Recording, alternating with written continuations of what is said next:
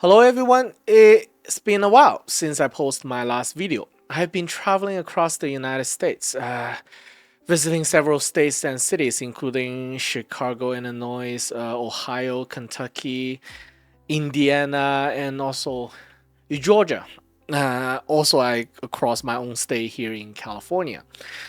Let me put up some footage here of me walking around in Columbus, Ohio, visiting the city and the campus of Ohio State University. A lot of things happened around the world over the weeks I've been gone. Things I need to talk about. However, I needed to take a break from social media, gather some thoughts, engage in self reflection.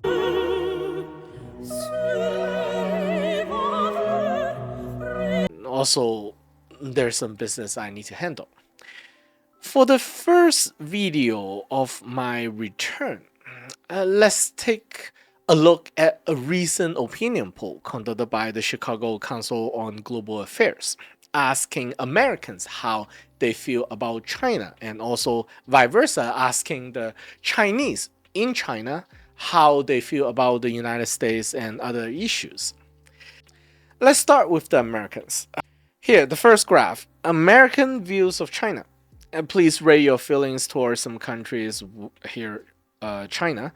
According to this graph, anti-China sentiment reached its highest around the beginning of the Trump's administration. As you can see here on the graph, and recently there's a huge rebound. Now, why is that? I personally think it's because Trump has imposed, let's say, some questionable foreign policy strategy and not working too well either. So many Americans might felt that, well, maybe China isn't that bad after all. I mean, we Americans aren't exactly angels, right? I think the situation in Gaza, for example, also contribute to this uptake.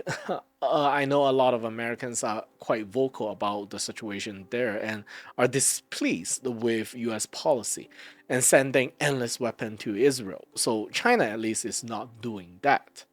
Okay, this next graph, international influence, U.S. versus China. Americans think that U.S. influence over the world is higher than China. Chinese think that also. Actually, we will get to that. Here it says that Americans think U.S. influence is 8.6 versus China's 7.5. I think it's pretty reasonable, all right? This next graph, who has a stronger military? Things are getting close, according to the Americans. About 46% Americans think that Chinese military is about equal to United States or even stronger. So only 53% Americans think that US actually have an advantage over China regarding military. Regarding economic power here, well, now this is interesting. This chart shows that it is almost that even. Americans think that US and China's economic strength is about the same. But if you look at the timeline of this graph, for the majority of the last 10 years, Americans actually believe Chinese economic power strength is above that of the United States. So Americans don't believe in the GDP numbers, obviously. This next graph should United States pursue a friendly cooperation and engagement with China. Most Americans want friendly engagement with China over the past 2 decades. It took a dive during COVID and reached its lowest point right before I think Trump was about to enter office.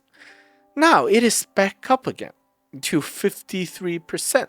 So 53% Americans believe in friendly engagement and not containment of China. There's obviously a split here among different groups. So 66% Democrats want friendly engagement and only 33% Republicans want friendly engagement with China. And this next two graphs I'm going to show you, there's a decline in support for reducing US-China trade and high tariff against Chinese goods. This first graph, declining support for reducing US-China trade. Would you support or oppose following US policy towards China, significantly reducing trade between United States and China, even if it leads to a greater cost for American consumer. As you can see here, the support for this kind of policy reaches peak, 57% around the COVID time, prime COVID time. That was 2021, at 57%. Now it's down to 34% only. All right, declining support also for high tariffs. Chinese imports is reducing from 62 to now only 38 on average. I guess quality of life and standard of living is kicking in, reality over ideology, right? Okay, this next survey, I bet Americans want to know how the Chinese think about the world and also the United States. This is also conducted by the Chicago Council on Global Affairs. And this first graph actually surprised me, okay? This survey is conducted inside China, okay, to the Chinese. Take a look at this first graph, which surprised me quite a lot. Broad support for an active part in world affairs. Do you think it will be best for the future of China if we take an active part in world affairs? Or if we should stay out, we as in the Chinese, should stay out of global affairs? 90% of the interviewed Chinese, according to this survey, say that they prefer an active part. The higher the education level, the more likely the person will like China to be involved globally. All right, this actually surprised me because, in my opinion, there are a lot of issues domestically in China, and I would think that Chinese will take a more passive opinion in global engagement and try to fix domestic issues first. But I guess I was wrong. Maybe they need their own Dick Cheney soon. All right, rest in peace, Dick Cheney. Next table: how does the Chinese feel about their own economy? 84% reflected that it is very good or somewhat good. So 21% says that it's very good, and somewhat good account for 63%. You're not going to get this kind of numbers in the United States for sure, or in Europe. I'm sure of that. Chinese are that optimistic about their own economy. Is this survey real? I'm not sure. All right, please let me know your opinion, Chinese. I know there are Chinese in my channel. I guess two factors, if this is true, okay, I guess two factors are taking into effect here.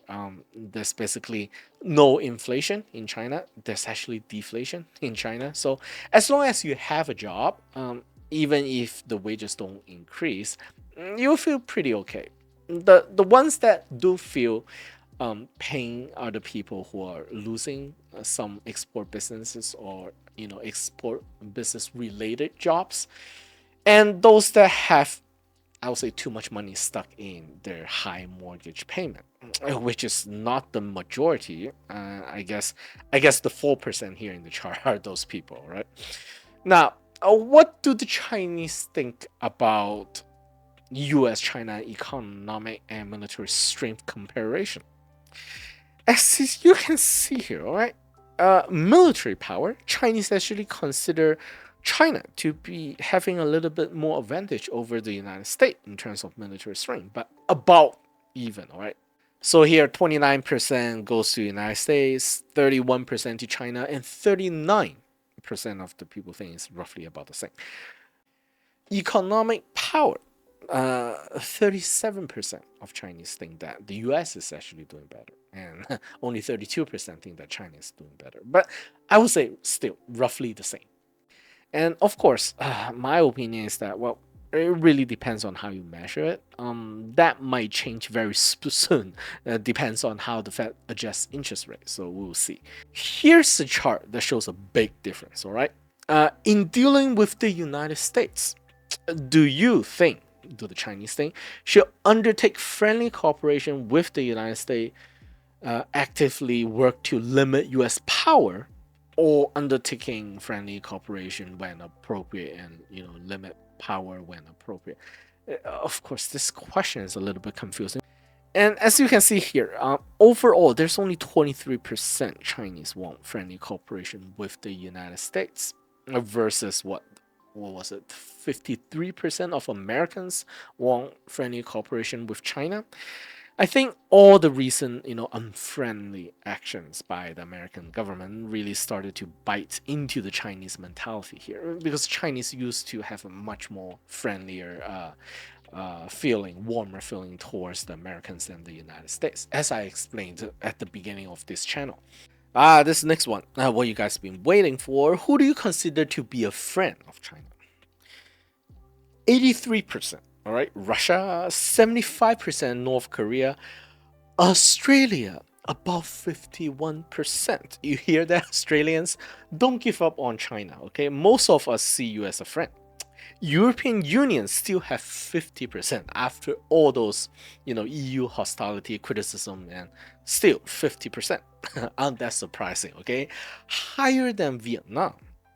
Philippines, South Korea, India, rather low. Well, South Korea, that's I thought South Korea should be warmer, but I think that's mainly due to the failed coup attempt president of South Korea. That president was very hawkish against China, so that's what synced the number for South Korea in the Chinese people's mind.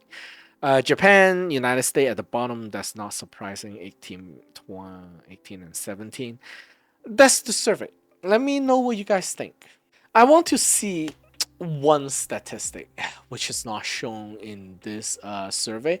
I want to see the percentage of Americans still believe in their own democracy.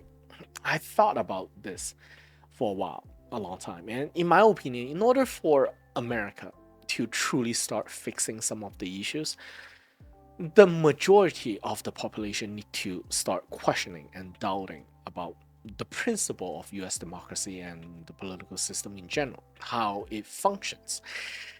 And there's a few political commentators in China actually said that the US population today, their patience will eventually run out. It's already running thin. Because if they voted for a president or party into power, that party massively underperformed and did not do what they said they were heading out to do, and they voted in another party leader, they kick out the old leader and voted in another leader, and that become a huge disappointment as well. Sooner or later, I think some Americans are already there, but eventually people will start to see through that today's US, in my opinion, is more like just a ceremonial democracy. Okay, the president doesn't have that much power, and people that are really in power don't want to change. That's my opinion. Oh, there's one more thing. The Donald Trump Halloween party went viral in China. And I want to use this opportunity to share a short story with my audience of a famous piece of Asian Chinese history, okay, very short, which I would like you guys to compare with today's United States of America, compared to this Halloween party. A story that all Chinese know very well since their childhood. It's a Chinese idiom, okay, 酒池肉林, which translates to English something like a pool of wine and a forest of meat. The story goes like this. During the end of Xia Dynasty in China, which is around 1600 BCE, this is also the time when Egypt was transitioning from Middle Kingdom to New Kingdom, and the Hittites had sacked the city of Babylon. The king of Xia in China at that time was a cruel and chaotic man, a tyrant. Legend says that he built a pleasure palace with a pool of wine large enough for boats to flow on. He also hung roasted meat from trees, forming a forest of meat, a forest of kebab, you can call it. He would spend all day there with his favorite mistress and would host wild feasts where hundreds of naked men and women would chase each other around the pool, drinking and eating and doing all kinds of other, filthy, naughty stuff. He would also force his ministers to drink until they collapse. Those who displeased him were executed violently. Outside of the palace, however, the common folks were suffering. To build the palace and the pleasure garden and the wine pool and the meat forest, the king turned many commoners into slave laborers across the kingdom. Enforcing heavy taxation caused a lot of miseries. Later on, a tribal leader organized an uprising, overthrown the kingdom of Shah, and established a new dynasty. Some Chinese are comparing last week's Trump's Mar-a-Lago Halloween party to that last king of Shah. This so-called Great Gatsby theme Halloween party, which is quite ironic if you know the history of that era. You have the wealthy elites dining in luxury, great dishes everywhere, women in champagne glasses, while the country is in shutdown. There are poverty everywhere. Millions of federal workers were not paid.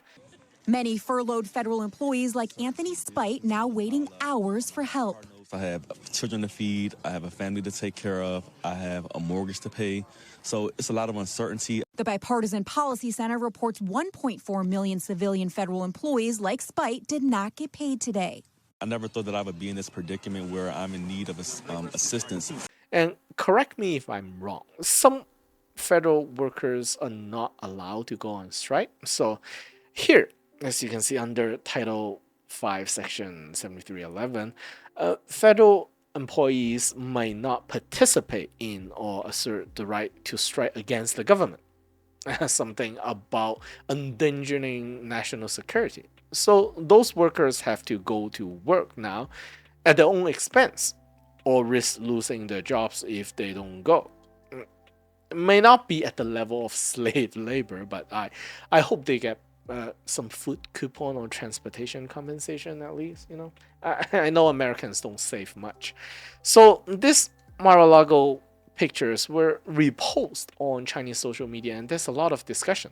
We Chinese instantly get that end of dynasty vibe because many Chinese dynasty ended that way. The elites mismanaged the country and internal rebellion overthrown the government and ushered in a new dynasty.